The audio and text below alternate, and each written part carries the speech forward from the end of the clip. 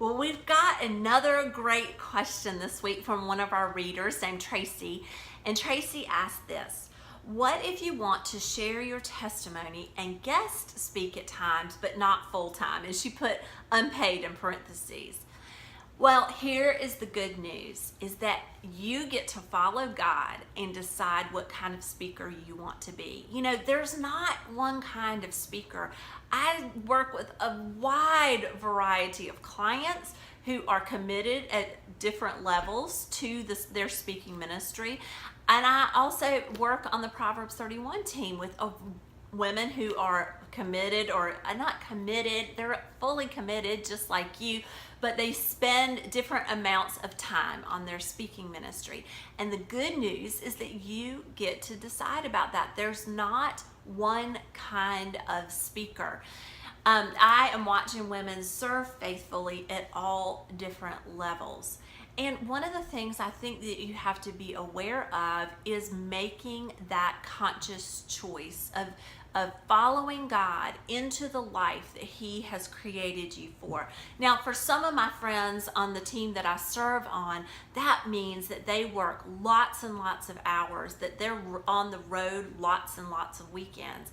I have to tell you that that works differently for me, that I work from home doing Next Step, which I absolutely love, and that's my primary work that I do. I love the speaking and traveling on weekends, but I have no desire to be gone every weekend, and I don't have that calling. That's the bigger thing. And the other thing about me is I don't spin plates very well. If I have a lot of things going on, it makes me unhappy really, really quickly. I don't need to be ashamed of that, and neither do you. That is part of the way that God has wired us. So all we have to do is take daily steps of obedience, listen to Him, and choose the life that He has created us for. That's it. We get to choose. Now, in that, especially in the little unpaid section in there, what I hear is a little concern about fees.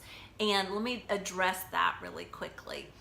Fees are the same way. I have worked with clients who have said, I absolutely do not feel called to ever charge for my speaking. You know, I think that's fine. If they've heard from the Lord and they have made that decision, I affirm that, and that is fine with me. I don't feel the same way. I know that I contribute to my family's household budget, and so if I didn't charge for my speaking, charge for my coaching, those kinds of things, the reality is that I wouldn't be able to do this ministry, that I would need to go back into the workplace. And so God has allowed me to charge for my speaking. Do you see that there's a lot of grace there, that we can do one or the other as long as we are following God obediently and faithfully? And even if you choose to charge for your speaking, God may speak some exceptions into your heart. He has into mine. Here's one. I feel called to give away, or I guess to donate my speaking fee twice a year, up to twice a year, for nonprofits that I love. So if there's a nonprofit in my area, usually I have to sleep in my own bed at night too. That's the other caveat. But if I have a nonprofit in my area that I love and I'm passionate about the work that they're doing, I feel such great joy to be able to waive my fee so that they can use that money for something else in their nonprofit. So just know that there's a lot of freedom and there's a lot of flexibility. There's a lot of choice as long as we're following the Lord, that no speaking ministry looks exactly like another one. So I encourage you to think those things through. Pray them through, be intentional, and just follow the Lord wherever He tells you to go. Now today, there will be a link in the post about fees, because that's a question I get lots and lots. So hope that post helps you out.